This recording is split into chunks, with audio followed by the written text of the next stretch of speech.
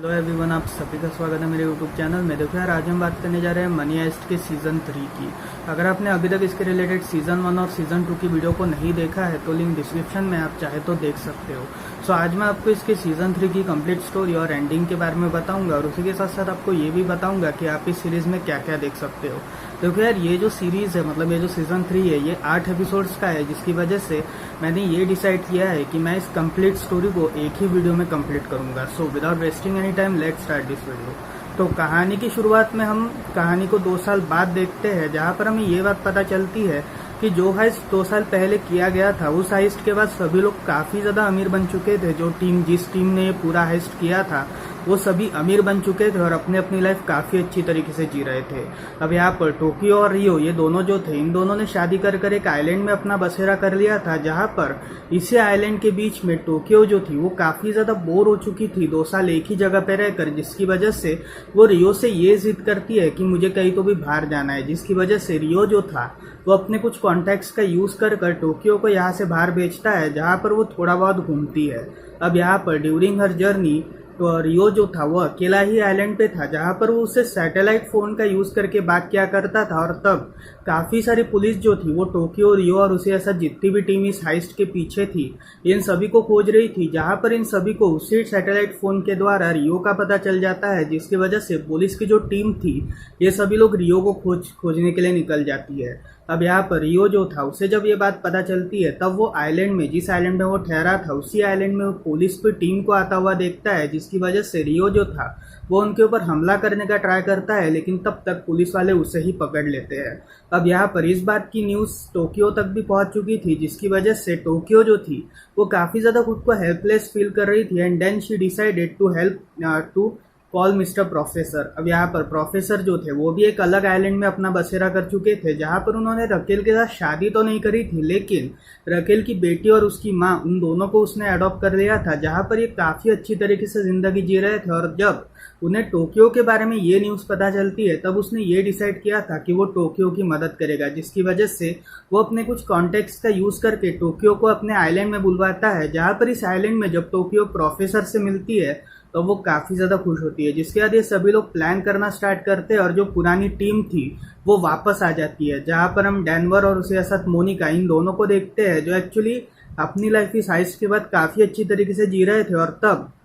मोनिका जो थी उसने एक बच्चे को जन्म दिया था, जहाँ पर डेनवर एक बाप वाली जिंदगी जी रहा था और तब काफी ज्यादा अमीरी वाली भी जिंदगी जी रहा था। अब यहाँ पर बात करी जाए नायरोबी और उसी के साथ साथ हेलसिंकी की, तो ये दोनों भी शादी कर चुके थे और तब ये दोनों भी काफी अच्छी तरीके से जिंदगी जी रहे थे। जहाँ पर इन सभी को जब प्रोफेसर का बुलावा आता है, तब ये सभी लोग वहां पे पहुंचते हैं, जहाँ पर प्रोफेसर जो था वो इन सभी को ये प्लान कहता है कि अब हमें बैंक ऑफ स्पेन को लूटना है, जहां पर इस बैंक ऑफ स्पेन को लूटने के बाद ही हम शायद से रियो को अपने पास बुलवा सकते हैं। अब यहाँ पर ये बात सुन के डेनवर जो था वो थोड़ा बहुत गुस्सा हो जाता है और प्रोफेसर से ये कहता है कि आखिर आप ऐसा क्यों कर रहे हो, आपने मुझे ये जिंदगी दी, इसके लिए आपका बहुत बहुत शुक्रिया, लेकिन अब मैं मेरे बेटे के लिए जिंदगी जीना चाहता हूँ, ना कि ये फालतू के हाइस्ट वगैरह करना चाहता हूँ। जहाँ पर प्रोफेसर जो थे वो इन सभी को एक मोटिवेशनल स्पीच सुनाते हैं और तब इनको कहते हैं कि जिस हिसाब से हम सब ने एक दूसरे की मदद की, उसी हिसाब से हम सभी को एक साथ वापस आना पड़ेगा और ये काम हम सभी को एक साथ करना पड़ेगा, क्योंकि हम सब एक गैंग है और हम सब एक दोस्त है, जिसकी वजह से हम सभी को ये काम वापस करना पड़ेगा। जिसके बाद डेनवर और बाकी की जो टीम थी ये सभी लोग भी इस बात को एक्सेप्ट कर लेते हैं और तब ये लोग वापस रियूनाइट होते हैं, जहाँ पर इन सभी लोगों को बैंक ऑफ स्पेन को लूटना था। अब during this poll planning, Tokyo जो थी वो प्रोफेसर से ये बात पूछती है कि आखिर ये बैंक ऑफ स्पेन का क्या मसला है। जहाँ पर प्रोफेसर उसे ये बताते हैं कि ये एक्चुअली मेरे फादर का ड्रीम नहीं था, बल्कि ये मेरे भाई बर्लिन का ड्रीम था। अब यहाँ पर कहानी थोड़ी पीछे जाती है, जहाँ पर हम ये देखते हैं कि इस पहले वाले हाइस्ट को, यानी पहले 2 सीजन में जिस बैंक को इन लोगों ने लूटा था, उसके पहले एंड्रेस यानी बर्लिन और उसके साथ प्रोफेसर, इन दोनों ने मिलकर एक और बैंक को लूटने का प्लान बनाया था, जिसका नाम था बैंक ऑफ स्पेन। और इसमें उन्होंने मार्टिन नाम के भी एक शख्स की हेल्प ली थी, जहां पर मार्टिन जो था उसने पूरी तरीके से बैंक ऑफ स्पेन का एक कंप्लीट मैप और ज्योग्राफिकल जितना भी फिगर्स था उन सभी को बना के रखा था, जहां पर इस जगह पे कैसे आना जाना इस सभी के बारे में मार्टिन को कंप्लीट इन्फॉर्मेशन थी। अब यहाँ पर ये जो बैंक था ये पहले वाले बैंक से भी काफी ज्यादा रिस्कफुल काम था, क्योंकि यहाँ पर 2 ही चीजें हो सकती थी, या तो फिर ये लोग सक्सेसफुल हो पाते या फिर ये लोग मर ही जाते, जिसकी वजह से मर्लिन जो था वो प्रोफेसर को ये समझाता है कि अगर हमने इस बैंक को लूटा तो बहुत अच्छा हो जाएगा और शायद से हम काफ़ी ज़्यादा अमीर भी बन सकते हैं। एक्चुअली ये जो बैंक है ये गोल्ड रिजर्वर बैंक है, जहाँ पर ये बैंक गोल्ड वगैरह बनाता है और इसी गोल्ड को अलग अलग तरीके से बेचता है, जिसकी वजह से यहाँ पर कम से कम हम बहुत सारा गोल्ड क्रिएट कर सकते हैं और इन सारे गोल्ड्स को क्रिएट करने के बाद हम बहुत ज़्यादा अमीर भी बन सकते हैं। जिसकी वजह से प्रोफेसर जो था वो ये डिसाइड करता है कि पहली वाली हाइस्ट को वो थोड़ा होल्ड में रखेगा और इस वाली हाइस्ट को वो पूरी तरीके से पढ़ेगा। लेकिन उसने पहली वाली हाइस्ट ही करी थी बाद में चल के, जिसकी वजह से उसने ये दूसरी वाली हाइस्ट के वक्त बर्लिन उसके साथ ही नहीं था। अब यहाँ पर हम ये देखते हैं कि प्रोफेसर और उसकी जो पूरी गैंग थी वो सब वापस मिलती है, जहाँ पर इस गैंग में कुछ नए मेंबर्स भी ऐड हो चुके थे, जिसमें पहले शख्स का नाम था मार्टिन, जिसको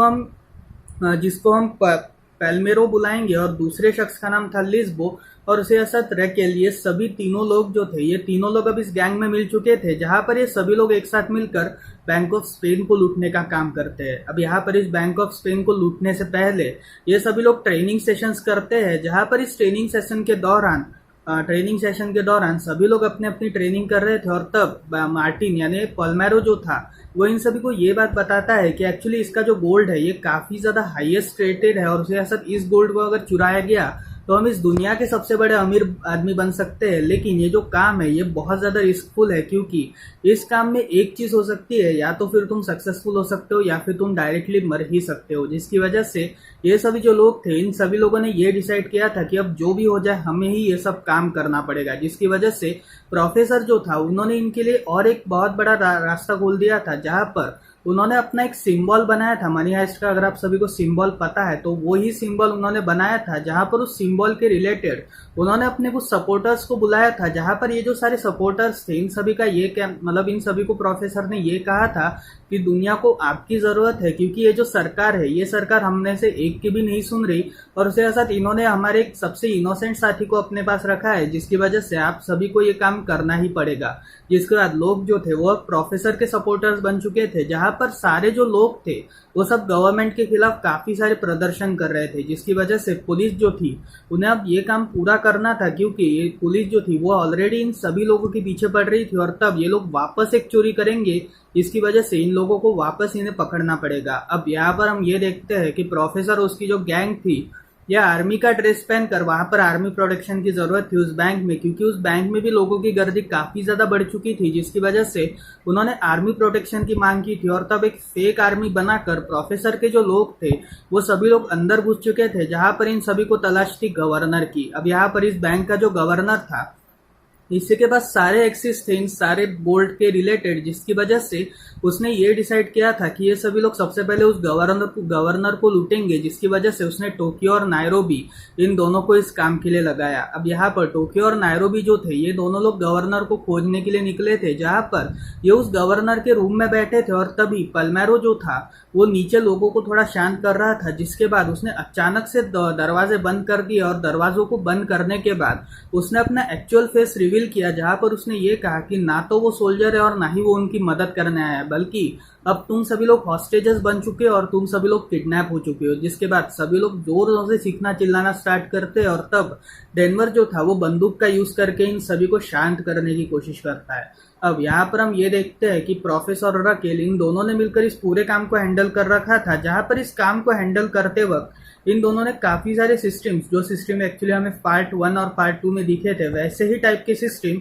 और कुछ एक्स्ट्रा सिस्टम जैसे कुछ ट्रैकिंग डिवाइसेस, ये सभी का भी यूज प्रोफेसर ने किया था। अब यहाँ पर इनकी जो ट्रैकिंग लोकेशन थी इसे छुपाने का काम लिस्बो ने किया था, जहां पर लिस्बो ने एक बेसिक फोन का यूज करके एक और बेसिक फोन अटैच किया था, जहां पर इन दोनों बेसिक फोन की लोकेशन कभी ट्रैक ही नहीं हो सकती थी, क्योंकि अगर आप देखोगे तो पुराने जमाने के जो फोन्स है उन सभी की लोकेशंस कभी ट्रैक ही नहीं हो पाती, जिसकी वजह से इन लोगों की लोकेशन कभी ट्रैक ना हो, जिसकी वजह से इन्होंने ये काम करना यूज किया। अब यहाँ पर हम ये देखते हैं कि जो नए जनरल थे, जो नए पुलिस ऑफ हेड थे, उन्होंने इस काम को अपना काफी ज्यादा सीरियसली ले लिया, और तब ये जो पहले वाले कमिश्नर की तरह नहीं थे, जिसकी वजह से इन्होंने डायरेक्टली किडनैपर्स को मारने का ही डिसीजन लिया था। अब यहाँ पर हम ये देखते हैं कि रियो जो था उसे एक छोटे से कॉफिन टाइप के कमरे में रखा गया था, जहां पर इस कॉफिन टाइप के कमरे में रखने के बाद उसकी जो हालत थी वो पूरी तरीके से बर्बाद हो चुकी थी, और तब वो काफी ज्यादा रो रहा था और उनसे चीख के चिल्लाते हुए कह रहा था कि मुझे जल्दी से जल्दी छोड़ दो, लेकिन यहाँ पर उसे कोई छोड़ने को रेडी ही नहीं था। जिसके बाद रियो को बाहर निकाल दिया जाता है और तभी हम एलिसिया नाम के एक पुलिस ऑफिसर से मिलते हैं, जो एक्चुअली काफ़ी ज़्यादा निर्दयी टाइप की पुलिस ऑफिसर थी और उसके साथ वो एक प्रेग्नेंट पुलिस ऑफिसर थी, जिसकी वजह से वो रियो को उसी जगह पर रखती है और तब वो इस काम के लिए निकल जाती है। जहाँ पर हम ये देखते हैं कि पुलिस की जो टीम थी, ये पुलिस की टीम अब इन लोगों को पकड़ने की कोशिश करती है, जिसकी वजह से जितने भी आर्मीज और जितनी भी एक्चुअल पुलिस थी वो सब इस बैंक के बाहर अपना डेरा जमा चुके थे और अंदर जो था उन्होंने गवर्नमेंट को किडनैप कर रखा था। जहाँ पर गवर्नर को किडनैप करने के बाद जो पल्मेरो जो था उसने इस पूरे इस गवर्नर को अपने काम के लिए यूज करना स्टार्ट किया, जहां पर ये सभी जो लोग थे इन सभी ने अलग अलग काम करके इस पूरे गोल्ड को लूटने का ट्राई किया। जहां पर इन सभी ने जो तिजोरी, जिस तिजोरी में गोल्ड को रखा जाता था, उस तिजोरी को खोलकर इन्होंने सारा गोल्ड बाहर निकाल लिया और तब इस गोल्ड की जो एक्सेस पॉइंट था उसमें हमेशा सिक्योरिटी सिस्टम के लिए पानी वगैरह घुस जाया करता था। एक्चुअली कोई भी गोल्ड को बंदा चुरा ना सके, जिसकी वजह से इन्होंने ये डिसाइड किया था कि ये उसे पानी से भर देंगे, जिसकी वजह से जब भी कभी कोई प्रॉब्लम होती थी तो ये सभी लोग उसे पानी से भर देते थे। अब यहाँ पर हम ये देखते हैं कि गवर्नर जो था वो इस काम को करने के लिए इनकार कर रहा था, क्योंकि ये उसके प्रिंसिपल्स के खिलाफ था, जिसकी वजह से वो इन सभी से ये कहता है कि मैं अब ये काम बिल्कुल भी नहीं करना चाहता। लेकिन पल्मेरो जो था वो उसे करने के लिए रिक्वेस्ट करता है और तब डेनवर जो था वो गवर्नर को शूट कर देता है, जिसकी वजह से गवर्नर को शूट करने की वजह से गवर्नर जो था वो बेहोश हो चुका था और तब इन सभी को अपने अपने ही रास्ते खोज निकालने थे, जिसकी वजह से इन सभी ने मिलकर एक पावर ड्रिल का यूज करके ये सभी लोग उस तिजोरी के अंदर जाते हैं, जहां पर उस तिजोरी के अंदर जाने के बाद ये इस पूरे गोल्ड को बाहर निकालते हैं और इस पूरे गोल्ड को बाहर निकालने के बाद इन्हें कुछ सूटकेसेस भी मिलते हैं। अब यहाँ पर ये जो मिनी ब्रीफ केसेस थे, इन सभी को देखने के बाद हम सभी को ये बात पता चलती है कि जो ये गवर्नमेंट थी इन्होंने काफी सारे राजों को छुपा रखा था, जिसकी वजह से ये सारे राज अगर गलती से भी लीक हो गए तो बहुत बड़ी प्रॉब्लम होगी, जिसकी वजह से इन सभी लोगों ने उस मिनी ब्रेव केसेस को भी अपने पास रखा था और तब सारे गोल्ड को इन्होंने बाहर निकाल रखा था। और दूसरे साइड में उस गवर्नर का ऑपरेशन चल रहा था, जहाँ पर उस गवर्नर का जो ऑपरेशन था वो सक्सेसफुली पार हो जाता है और जब गवर्नर होश में आता है तब ये लोग सभी उसे ये बात कहते हैं कि एक्चुअली हम सभी ने मिलकर तुम्हारा गोल्ड चुराया है और इस गोल्ड को मेल्ट करके हम एक अलग अलग शेप में इसे क्रिएट कर रहे हैं, ताकि इसको अलग अलग शेप में क्रिएट करने के बाद अगर ये अलग अलग शेप्स में क्रिएट हो गए तो इसे ले जाना काफ़ी ज़्यादा इजीली होगा, जिसकी वजह से इन सभी ने इस गोल्ड को पिघला कर इसे अलग अलग शेप में डालना स्टार्ट किया। जहाँ पर इस शेप में डालने के बाद इन सभी लोगों ने गवर्नर को थोड़ा शांत होने को कहा और ये सभी लोग अपने काम में लग गए। अब यहाँ पर पुलिस की जो टीम थी ये सभी लोग बैंक के अंदर जाने के लिए तैयार थी, लेकिन तब तक डेनवर जो था वो बैंक के बाहर आ जाता है और इन्हें 2 मिनी ब्रीफ केसेस दिखाता है, जिसकी वजह से जो पुलिस के हेड थे वो इस पूरे अटैक को रोकते हैं। जहाँ पर उन्हें ये बात पता चलती है कि इनके हाथों में वो सिगरेट्स लग चुके हैं, जिन सिगरेट्स को वो छुपाना चाहते हैं, जिसकी वजह से पुलिस जो थी वो ये ऑपरेशन को रोक देती है। और तब इस ऑपरेशन को रोकने के बाद इन सभी लोग ये डेनवर वगैरह जो था वो काफ़ी ज़्यादा खुश हो जाता है और वापस अंदर चला जाता है। अब यहाँ पर इस पूरे ऑपरेशन के बारे में पुलिस के हेड जो थे वो काफ़ी ज़्यादा परेशान हो जाते हैं, क्योंकि अगर इन्होंने कोई भी कार्रवाई की तो ये सारे राज इन लोगों के सामने लीक कर देंगे और ये सारे राज अगर गलती से भी लीक हो गए तो बहुत बड़ी प्रॉब्लम हो जाएगी, जिसकी वजह से इनको जो चाहिए वो इन्हें मिलना ही चाहिए।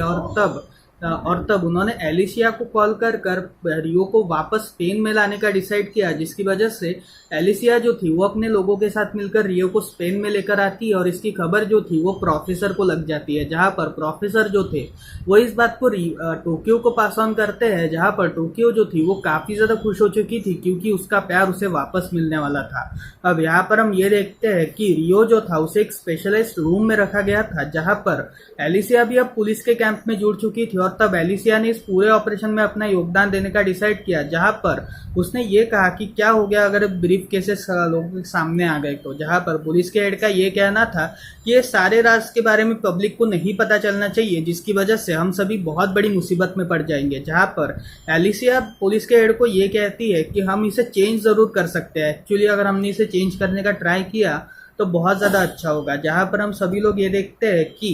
एलिसिया के कहने पर न्यूज़ के रिपोर्टर्स जो थे वो एक फेक तरह के डॉक्यूमेंट्स की रिपोर्ट देते हैं, जिसकी वजह से जो अंदर वाले जो हाइस्टर थे और से सब प्रोफेसर और अकेले ये लोग भी काफ़ी ज़्यादा हैरान हो जाते हैं कि आखिर पुलिस ये सारी इन्फॉर्मेशन पब्लिक को क्यों बता रही है। जहां पर हम ये देखते हैं कि एलिसिया के कहने पर इन सभी लोगों ने अपनी गतिविधियां रोक दी थी, जिसकी वजह से पुलिस के जो हेड थे उन्होंने सुआरेस नाम के एक एजेंट के साथ मिलकर एक कंप्लीट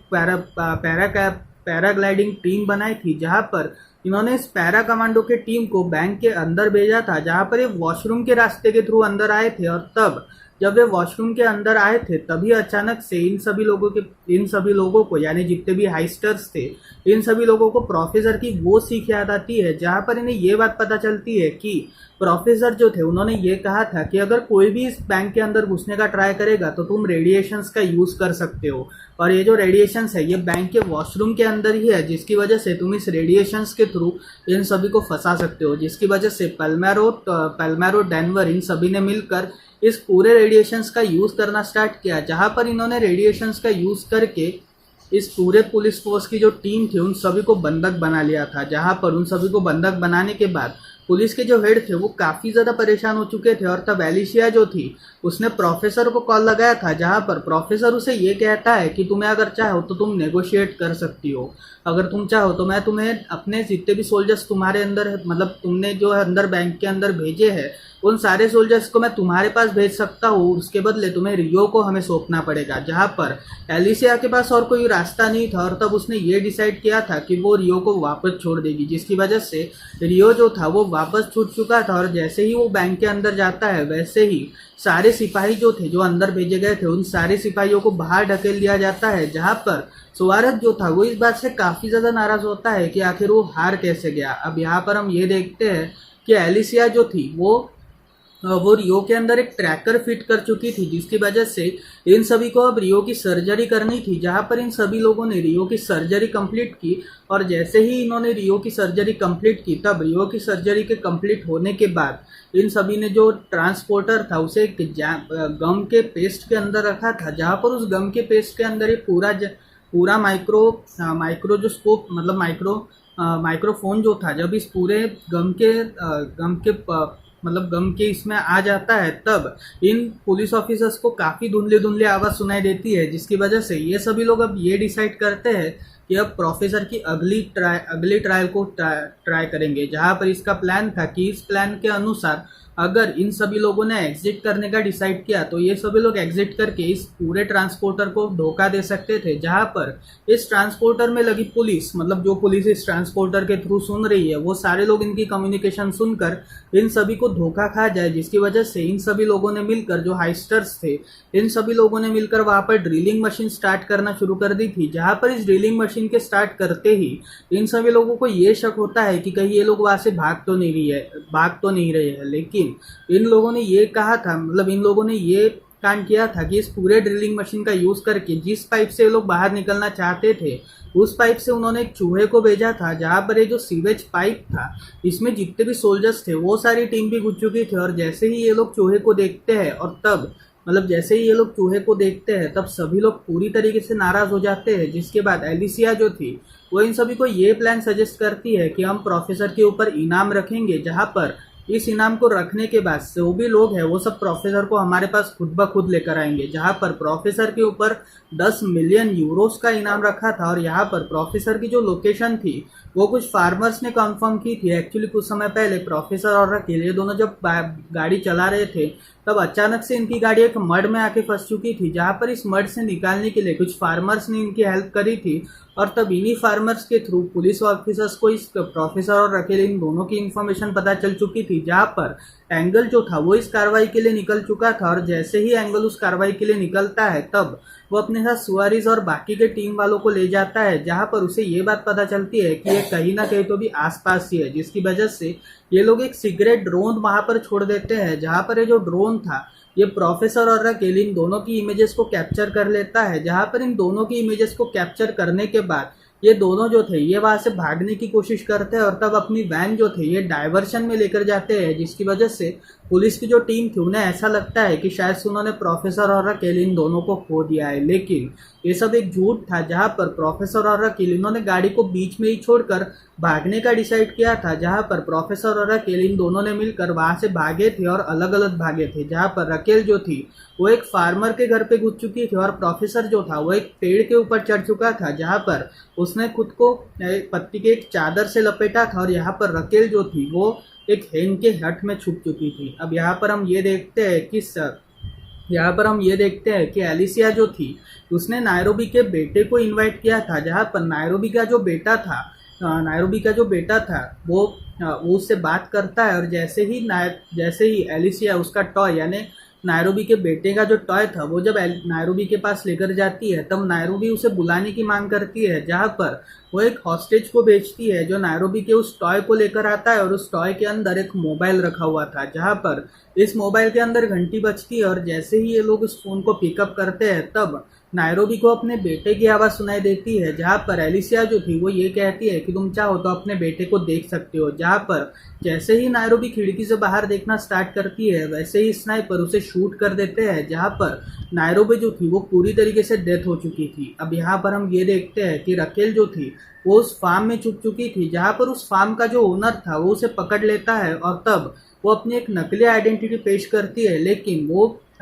वो फार्मर का बेटा और माँ ये दोनों उस बात को मानने के लिए रेडी ही नहीं थे, जिसकी वजह से वो दोनों उसे शूट ही करने वाले थे कि तब तक वहां पर सुआरिस और उसकी टीम पहुंच जाती है जो रकेल को पकड़ लेती है। अब यहाँ पर प्रोफेसर जो था वो इस पूरे बातों को सुन रहा था, जहां पर अचानक से उसे एक गन शॉट की आवाज़ सुनाई देती है और हम सभी को ऐसा लगता है कि रकेल जो है वो मर चुकी है। लेकिन रकेल एक्चुअली मरी नहीं है, बल्कि सुआरेस ने एक खेल खेला था प्रोफेसर के साथ, जहां पर उसे ये बात पता थी कि रकेल की आवाज़ प्रोफेसर सुन रहा है, जिसकी वजह से उसने रकेल को मारने का नाटक किया था, जहां पर उसने रकेल को गिरफ्तार कर लिया और तब एक गन शॉट ऐसे ही टाइम पास के लिए खिलाया था ताकि प्रोफेसर को ये लगे कि शायद से रकेल मर चुकी है। लेकिन रकेल एक्चुअल में मरी ही नहीं है और यहीं पर ही इसका 3rd सीजन खत्म होता है। तो फिर यार ये थी स्टोरी मनी हाइस्ट के सीजन 3 की। आपको कैसी लगी मुझे कमेंट सेक्शन में ज़रूर बताएं। सो मिलते हैं अगली वीडियो में, तब तक के लिए बाय बाय।